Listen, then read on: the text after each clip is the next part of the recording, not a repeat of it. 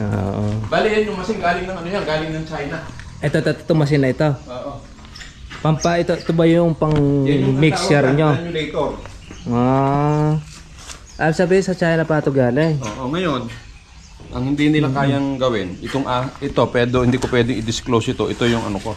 Ito yung ginagawa kong mga microorganism yan. Yan yung hinahalo ko sa pataba. Kaya yung pataba ko, pwede natin sabihin, napaka higit pa sa 100% na organic. Dahil dyan sa kuha na ito. Oo. Lahat kasi nang nabibiling pataba, panay pwede natin sabihin, panay synthetic sila. Hindi sila obrang haluan ng probiotics or microorganism kasi mamamatay. Pero ito naman sa atin, kahit na haluan mo siya nung kuhan, okay lang. Yung pagka na-mix, nagawa ko na itong pataba na ito, itong organic mineral na tinatawag ko, yung 018-0 with probiotics saka nitrogen fixing bacteria. Kahit mahaluan siya ng nitrogen kasi isasabog mo na kaagad, okay lang.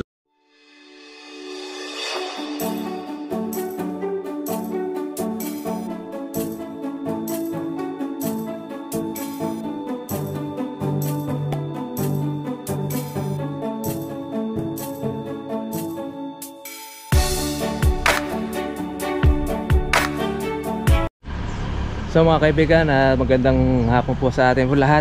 Dito po tayo kay Sir Soriano. Kaya kung saan po yung kanyang medyo magulutong lugar po. Okay lang po, mga inventor naman po. Talaga nagkalat ang gamit. Ayan, gaya po na naipangako po niya ay gusto niya pong ipasiri po sa atin yung kanyang inventor, yung mga paggawa niya ng abono. Kumbaga ito po yung kanyang abono, hindi ba po siya high-tech kuya, no? Kumbaga ito po yung pasimula pa lang naman po noong kanya po paggawa ng mga abono. Okay. Pwede naman natin, pwede na rin natin kung kinuha mo na, pwede natin puntahan. Opo, pwede na po natin pasyalan na. Sige. Sige, puntahan na po natin po yung kwan ni kuya. Sige po. Gabi na po, hapon na po tayo kasi nakarating mga katribya. At kumuha na po tayo doon sa Rizal. Dumaan na po tayo. Nagkaligaw-ligaw po ako, kuya. Dito pala ipapasok. Alam mo kung ba't ako maraming kahoy? Aha. Kasi nagturo sa akin ng isang plant foundation at the same time. Graduate siya ng forestry. Kailangan may mga kahoy na kuha nito. Kaya ako nagtalim niyan, para malamig. Sa akin, ayun do, pag marami kang talim na kahoy, para naka-centralized aircon.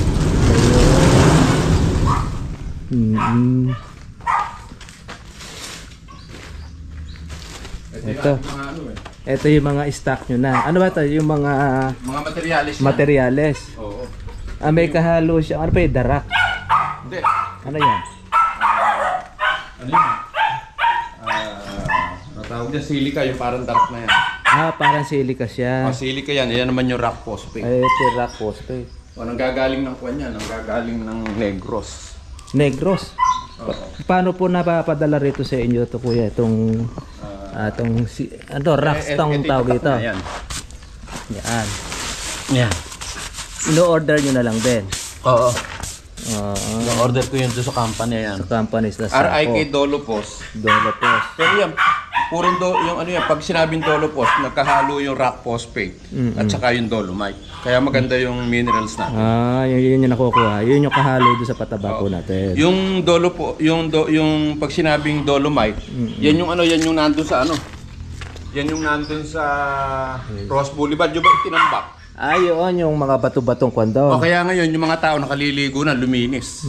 Ako masabi, mapalinis pala ito. Ibig sabihin na yung mga yung bang para bang kung may mga bakterya ron para bang pati tubig, parang water conditioning sa pinipilter. Yun yung kagandahan ng natin.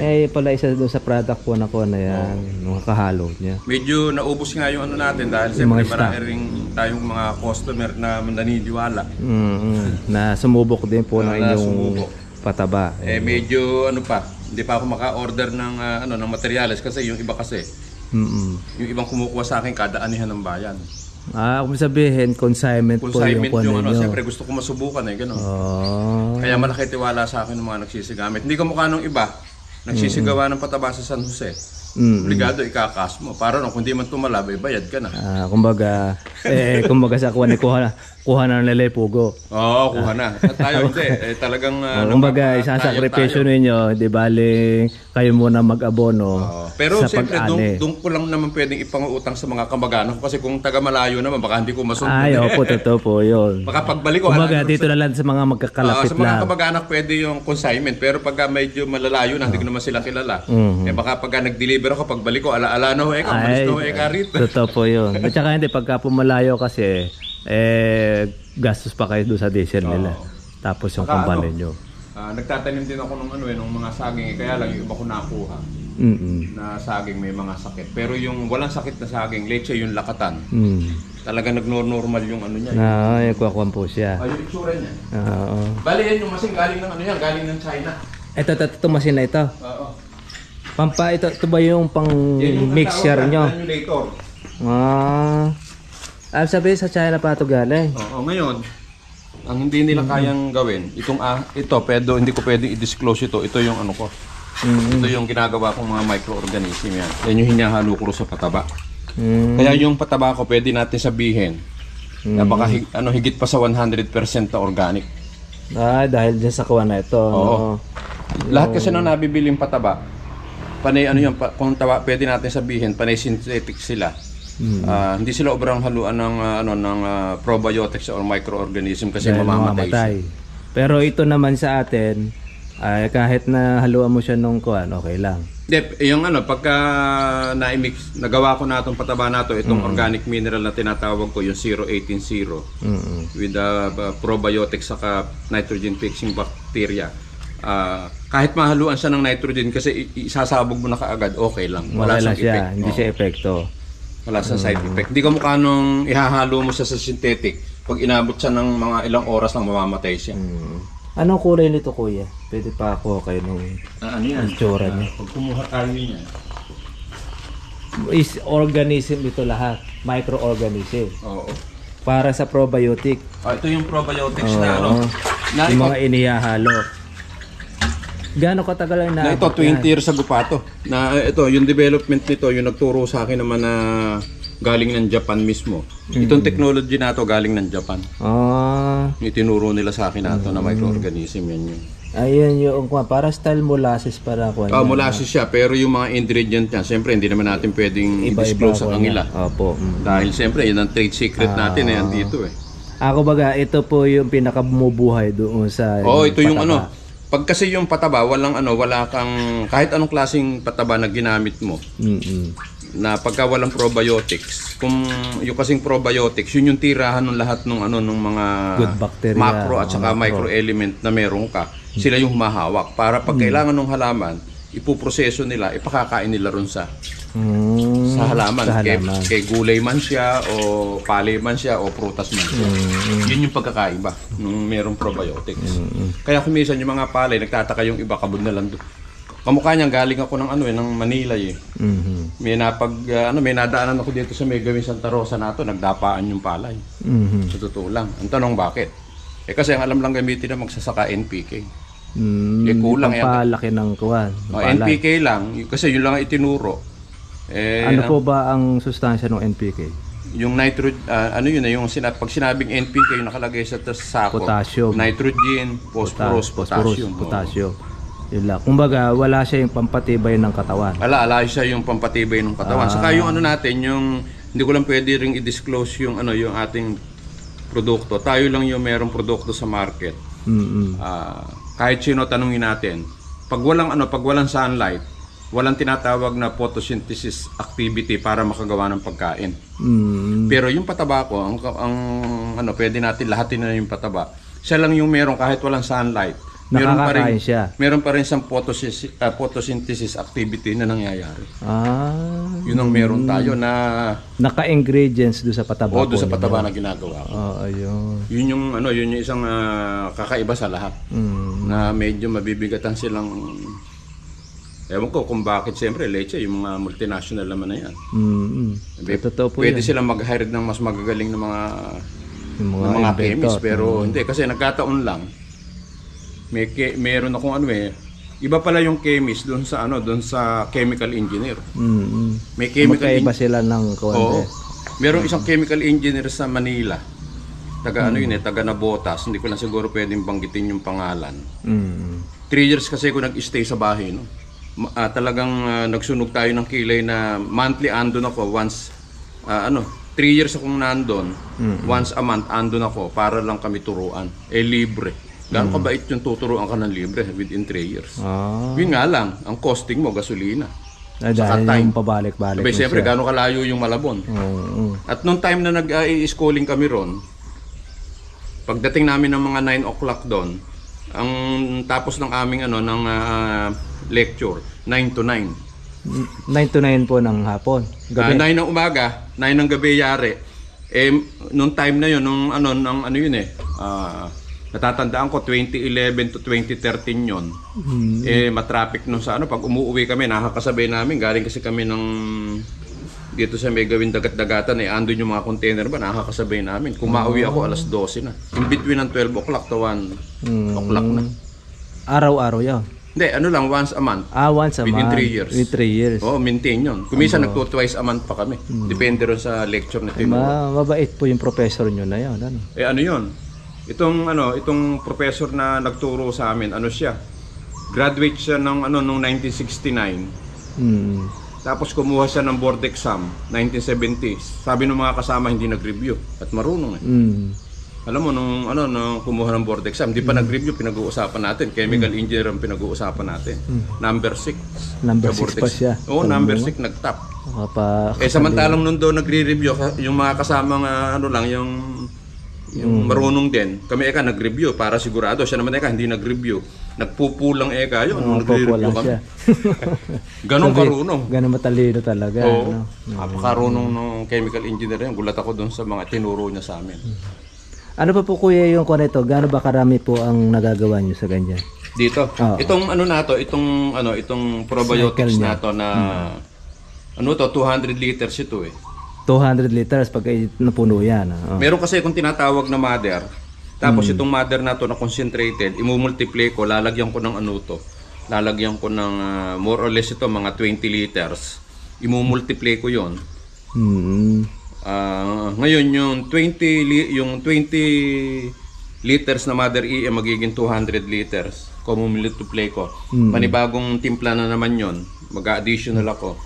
Ngayon ang inilalagay ko sa bawat bag ng pataba hindi nga lang siya concentrated pero more or less meron siyang mga 6 to 8 liters 6 to 8 liters ang nakatimpla doon sa isang bag kaya meron kumbaga yun ngayon yung tutuyo ngayon sa pataba ninyo saka yun yung magpapakondisyon pa at the same time doon sa lupa mo kasi yun na yung isang number 1 kulang na hindi natutuklasan ng iba na kailangan na ng lupa ng probiotics para condition na siya.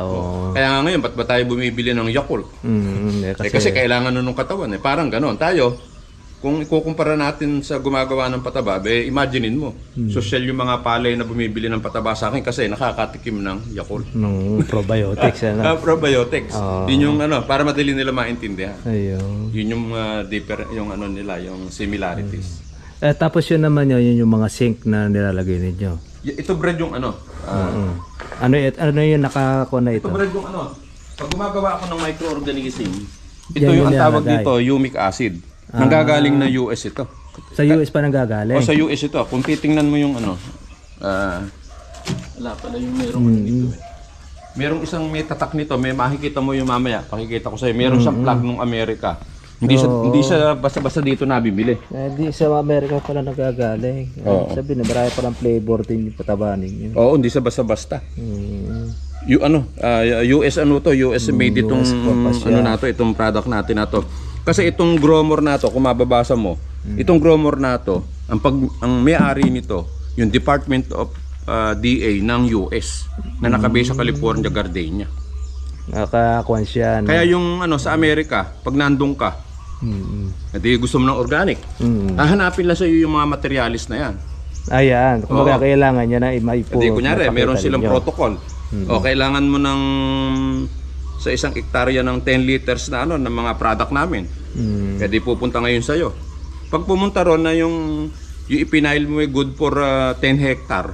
Tapos nung i-audit kaya yung gamit mong 10 liters per hectare kulang. Ay, ang gagawin sa'yo, kung kulang ng ano yun, ng 20 liters, 8 hectare ka lang. Yun lang ay bibigay May siyempre kasi yung produkto, kasi yun lang ang binili mo. Nagpaluwang ka lang, ano ginamit mo sa iba. Muga ayaw nilang babawasan yung quality ng product. Yung quality ng Kasi pagka kasi dito sa atin, dinadagdagan na lang yan. Oo, dinadagdagan. Yun yung isang ano. Yung binabantuan na lang para ka dumami. Oo. Okay pala yan. Pagkakaiba ng US. Ano Muga yan? naka-standard siya. Itong humic acid na to, isa yan sa pinakamagaling na ano na Pambuhay doon sa mga bakterya. Ano probiotic. yan yung pinakabahay nila. Bahay nila. Yan yung isa sa pangunahing sangkap po. Oo, yan yung isa sa ano, yan yung kagandahan sa US, talagang kumpleto ng product. Gagawa ka ng mga organic sa farm mo. May materyales kang bibilin. Dito sa atin medyo pahirapan eh. Hindi ka basta-basta makakakuha eh. Ayun, ano naman po yung mga kuha natin na yan? Yan yung mga bato kangina. Yan yung ano, yan yung mga Yung galing pa ginagamit kong materyales. Na ibang lugar.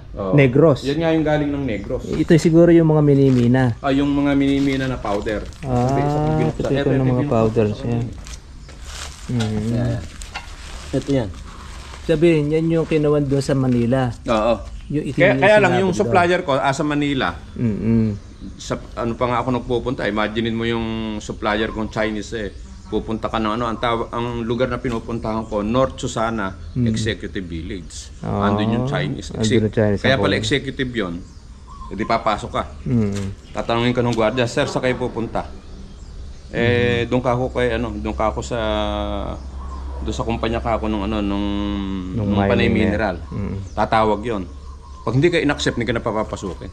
Kaya pala yung tinatawag ng executive village. Pag may pupuntahan ka doon at hindi ka in-accept nung pupuntahan mo, pag sinabi hindi ka kakilala, hindi ka na papapasukin ng gwardiya.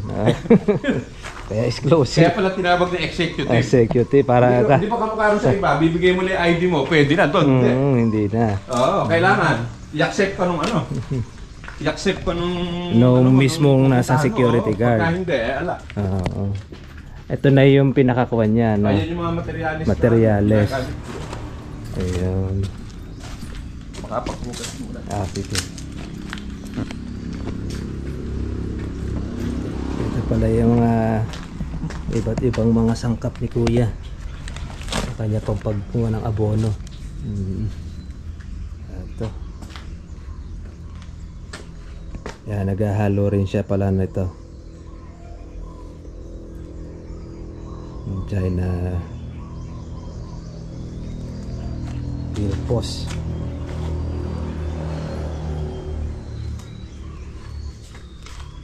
Yan yung sinasabi ko sa iba. Hindi ba sabi ko nag-open ako? Siyempre hindi ko lang pwede i-disclose yung mga ginagamit ko, pero pwede ko ipakita. Opo, totoo yun. Tsaka hindi, sa lahat naman po, kahit man yung mga nagre-recipe at nagluluto, hindi lahat sinasabi. Hindi pwede sabihin. Basta pwede kong ipakita sa kanila na yan talaga, galing ng US talaga yan. Hindi ako kung saan lang kumuha yan. Kaya totoo yung mga kuwan ninyo. Mga ito, pinatuyo na lang yung halos. Yung humic acid na yun, saka yung humus isa yan. Imagine mo yun ng mga nakabakante ko na yan, gaano karaing pera inuubos ko, hindi naman mumurahin lang yan. Hindi niya talagang gumagastos. Kumbaga ginagawa nyo, pinagsasama-sama ninyo itong mga ito. Oo, nakasama rin sa pataba ko yan na ako lang ang pwedeng, hindi ko alam kung hindi naman ako chemist, kaya lang magagaling yung nagtuyo. Hindi ko nakakasalanan yun, talagang gano'n. Hindi, tsaka kayo naman po kasi yan, ay pagsama-sama po ninyo. Hilig ko kasi. Kaya kung titingnan mo itong mga ko na yan, nakita mo panay humus yan. Ang totoo niya, magtataka. Alam mo kung magkano isang bote nito? Yung isang bote nito, kulang 400 ang puhunan nito. Ito yung ganito. Hinahalo ko lang sa pataba yan. Paggawa. Kaya nga yung mga nagsisigawa ng pataba. Siya, maging sariwa. Tapos yung meron akong pinagamit sa kuwan eh. Meron akong pinagamit dito sa lapas sa kaot. Trial din yun. Alam mo kung ano nangyari doon sa binigyan ko. Tinesting nila. At kasi 250 hectare, nagpasample ako ng 1 hectare, bigay ako ng 5 bag. Ang nangyari ngayon, nung minsan biglang tumawag, sir, mag-deliver pa nga kayo ng 20 bags dito kasi may nag-o-order. Kinumbinsi pala nila yung mga kasamahan nila sa co-op. Kumbaga para testingin din nyo. O kasi maganda yung epekto, bumili kayo nang matesting nyo rin. O yun. Hindi lang sila nakabili sa akin ngayong season na to kasi yung pala mga kooperatiba, umuutang pala sa land bank yan. Kaya yung pataba ko mo alam nilang namamahal, binibili ka agad. Pero sa susunod na ikan season, malamang sa inyo na ikakumbuha. Kasi nasubukan na ika namin yung pataba mo. Sa totoo lang. Sa isang araw ko yan, nakakailan po ang nagagawa ninyo? Kuwan lang, bali... Kumisan kasi yun, nakadepende sa tao. Pagka-apat na tao, kayang gumawa ng 80. Pagka-anim sila, mga 100. Mga 100. Sa araw-araw. Tapos, sa isang masina yun. Depende rin ang paggawa ninyo doon sa order noong... Hindi, ang ginagawa ko ang ginagawa... diretso yun, diretso paggawa. Kunyari, gagawa ako ng ngayon, gumawa ako ng 2,000 ngayong season na to. Maibebenta ko siguro doon, mga 1-2, pinakamarami na. Para meron ka agad akong pang-umpisa ron sa kahit hindi ako gumawa sa susunod na season sa talaga. Kumbaga, nag-iipon din kayo para sa susunod, meron na uli kayong gagamitin. Oo, yung may advance ka agad ako. Kaya nga naubos yung naubos nga yung stock ko kasi nga dapat. Pero bago mag-December, gagawa ulit ako ng pamalit doon sa 1-2 na naubos. Para maging continuous lang yung kwan ninyo. Oo, kasi mahirap yung walang stock. Baka mamaya biglang may mga ilangan Kaya kailangan may... At saka hindi, yung follow up uli nung kanilang pag-aabono. Saka isa pa malaki rin puhunan. Kasi nakita mo ngayon ang mamahal niyan. Saka ino-order pa po ninyo sa iba-ibang kwan pala yan. Oo. Medyo matagal. Tapos, pagka bibili ka ng marami niyan, yung hindi ka basta-basta makaka-order. Wala naman nabibili rito sa atin yun. No-order ko pa ng Manila yun. Sa supplier na nakarekta ako doon. Sir, tapos ang order doon, kailangan may mga 50,000 ka minimum para deliveran ka. Ganun. Kung worth 20 lang yung order mo, baka hindi deliveran. Hindi ka di-deliver yan. Kailangan marami kasi pipick upin pa nila ron. Kaya by volume ang order. Ang order niya.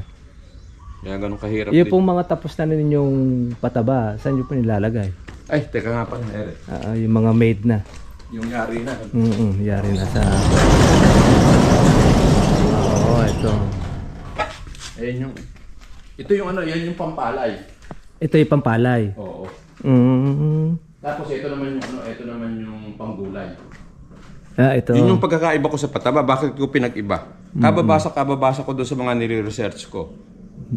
Pwede rin gamitin yung kung mauubos pwede, pero may naka-specific ako na panggulay, pamprutas, pangkalamansi. Pangkalamansi. Ito yung mga kuwan na ito, pang lahat. Kasi merong isang merong isang difference na kailangan yung palay na hindi kailangan ng gulay. Kaya hindi niya po pwedeng pagsamahin. Hindi pwedeng pagsamahin. Kaya talaga nakabukod talaga siya. Kaya lang ako lang yung naka-discover nung na yun. Ano ba yung ingredient na yun na hindi pwede rin sa gulay, konti lang, pero mas marami yung palay. Kaya medyo mabigat yung ating natuklasan. Saka nakakita ng kahit sino tanungin mo, imposible kayo may pampalay, may panggulay ng pare-parehas lang kaya. Pero sa akin hindi.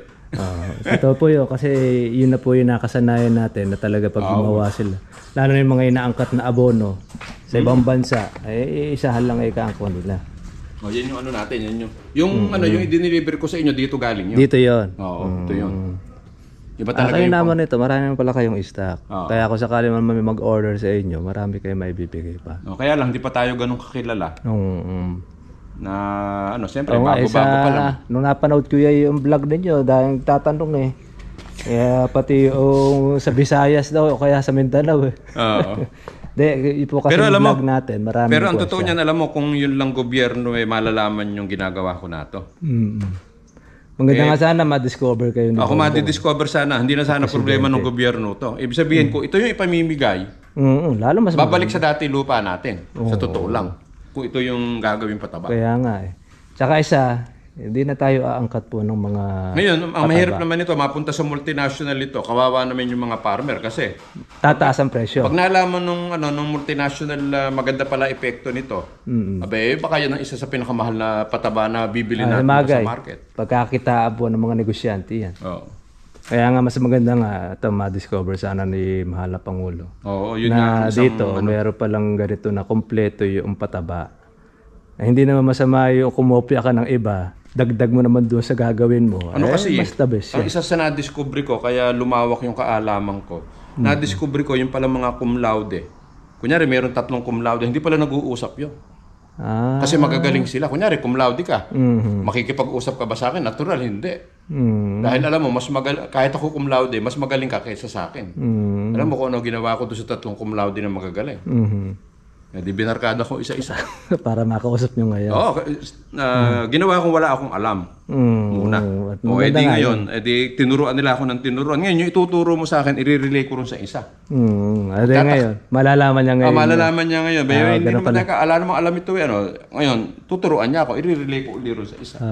Kaya mangyayari niyan, masigit na nalaman niya sa 3 cum laude. Oo, kung mo nakuha ko yung 3 idea nila, napagsama-sama ko, eto na yun. Marami naman nakikinabang kasi ganado sila rin sa talab. Okay naman. Ay naman kasi noon, hindi lang sinosolo lang yung kaalaman. Kasi cum laude, sarili lang nila yun eh.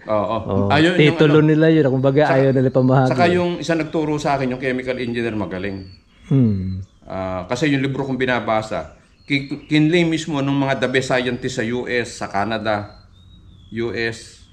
saka sa Australia. Inaamin ng mga scientists, nung nag-ikot sila sa buong mundo, nung gawin nila yung libro, the best scientist is farmer. Hindi yung scientist na nag-aral. Kasi ito sila scientist na to, trial and error ito, kahit na ano mangyari, hindi sila humihingi ng tulong sa gobyerno hanggang sa may matuklasan. Yun yung ginather nilang information na nando sa libro ko. Kaya yun naman kung kanya, no? Kaya ako na, yung pataba, kaya ako nagawa. Kaya natuklasan ninyo yun yung na idea ko pa rin, sa libro. Sabihin to, maging marami na rin kayo ng trial and error doon sa pagsusubok. Pero ang totoo niya, nung araw, sabi natin 15 years ago, powder form pa lang yan eh. Kasi ala nga akong idea ang alam doon sa paggawa ng granulator. Marami nang bumibili. Nagagawa na ako kahit powder siya. Pero anong nangyari? Ang nagreklamo yung mga katulong. Kasi naaalikabukan sila, naliligo sila ng alikabok ay mainit, isasabog. Pero maganda ho kay talab ang problema. Hindi ka naman ho pwedeng isabog na nag-iisa yan. Kaya obligado mo talagang. Kaya ngayon na-stop ako sa pagbebenta ng powder niyan. Pero maraming yung marami rin gumagawa rin. Umaga sa kawan, subok nyo na yung powder. na-kursunadahan nila kasi ang pagkakaiba lang dati nga ang problema ko yung probiotics ko, titimplahin ko sa drum, dinidilig ko ng ligador. Para ko wala siya, mano-mano. Hindi ngayon, sa kakahaluin ngayon ng mga tao, kaya ang hirap namin. Pero effective. Kaya ang pagkakaiba lang nito, may tagahalo na kami. Dahil may mixer na kayong bihis ka lang ng buhos doon sa mixer, ayun. Granules na, yan na nga yung finished product. Galing yan. Sabi, meron na rin kayong bilog-bilog na rin, Ito yun. Hindi, ito nga yung pataba natin. Ito yan. Ito yung. Kaya para mawala ngayon yung pinakakuha niya. Ito yung gamit sa yan yung pang natin. Ito kasi style parang style complete na kuwan Tsaka hindi size 14. Ngayon kaya sa kulay brown dahil sa yan? Sa molasses. Sa rock phosphate. Phosphate. Oo, yung rock phosphate yan. Yung rock phosphate na nandoon, Kasi yung iba kasi, konti lang inilalagay nila. Tayo marami talaga yung rock phosphate natin nakahalo kasi ando ng buhay sa phosphorus. Sa phosphorus tsaka yung kasi pampaganda rin sa lupa. Mamaya paliliwanag ko sa iyo yung ito naman po, ito yung mga inihahalo naman ninyo, ingredients na lang po ninyo. Kaya kung titingnan mo ko, ang binibili ko lang pataba, urea saka potas. Kasi yung formula ng pataba ko 0-18-0 para makumpleto yung NPK. Ibig sabihin, hindi kagaya lang nito, 46 lang. 46. Bakante na siya yung 2-0. Ngayon yung akin naman 0-18-0. Tapos bibili ko ng 0-0-60. Kaya makakadagdag. Kasi pag hinalo mo yung pataba na single element, mas makamumura ka, malakas pa. Pag bumili ka ng timplado, mamamahalang ka. Kasi pinaghalo mo yung company na halo ng pataba. Kaya ang ginawa na lang niya, pinaghalo-halo siya. Kung maghalo-halo ng pataba, total, hinahalo mo rin naman yun. Bibili ka ng triple. Hahaluan mo rin naman ng urea. Di magpuro-puro ka na. Oo nga naman. Hindi ka naman nakasave sa paghahalo Ang nabigatan ka, yung binili mong triple 14 na mahalang ka kasi hinalo nga ng company, yun yung hindi natutuklasan ng magsasaka. Kaya ganun lang din ang ginagawa na iba kasi iniisa-isa nila yung mga ingredients. And then, pag binili mo nga naman, akala mo maganda gusar. Kaya lang, isa lang ang gusar na sa halaman mo. Kaya mas maganda yung ikaw na maghalo ng puro-puro. Sigurado matapang yung pataba. Sigurado. Halos kompleto yung pataba niya. Kompleto. Ngayon na isa pang mabigat sa palay, yung nagturo sa akin plant nutrition is, pagka yung palay, Maraming hindi nakakaalam nito eh. Pagka yung palay nasa vegetative stage, kung tawagin, kailangan yung lupa alkaline. Hindi alkaline. Kaya yung mga vegetative stage na palay, tinatamaan. Kasi nga, kailangan niya alkaline, acidic yung yung lupa mo, tapos kung wala kang probiotics. Yung probiotics kasi, yan yung isang nagbabalance ng lupa, yung hinahalo ko. Na probiotics. Kamukha nga nun, meron tayo almost mga 6 to 8 liters. Pag binili mo yun, 250 isa nun. Oo, mahal ano. Di kung bibili ka ng 10, di naka 2.5 ka na, probiotics pa lang. Oo, ihahalo mo pa sa mga ganyan. Imaginein mo, kung tutuusin yung benefit na nakukuha nila sa pataba ko, parang libre na nga yung pataba. Dahil sa mga hinahalo ko, nagkataon lang. Siyempre, yung matagal kong pinag-aralan yun, nakukuha nila ng libre yung iba kong ipinahahalo ron. Kaya sila nagbe-benefit doon sa mga tinitimpla ko. Kumbaga sa kawa, meron na kayong ingredients. Sa vegetative stage, alkaline ang kailangan. Alkaline yung pataba ko. Ngayon, pagka yung palay, alam mo asa reproductive stage ka na, ang kailangan naman ng palay lang ito, hindi kamukha ng kalamansi o nung gulay na nagbabago-bago sila ng pataba. Sa lupa ng kondisyon. Yung palay, pagka namumunga na, kailangan maging acidic siya para maganda yung maging laman. Kaya ngayon, ihahalo mo si 0060 na puro kasi acidic yan. Kaya mas gusto nila yung ganyang ihalo. Pag hinalo mo ngayon yan, hindi nga nila alam, yung 0060 hinalo mo, magiging acidic. Kabi ngayon doon sa palay. Si palay lang naman na may ugaling ganun. Si gulay, hindi siya ganun. Dahil kasi ayaw ng gulay naman yung acid eh. Ayaw ng acid, pero yung palay gusto ng acid. Mas kuwan siya. Yun yung pagkakaiba.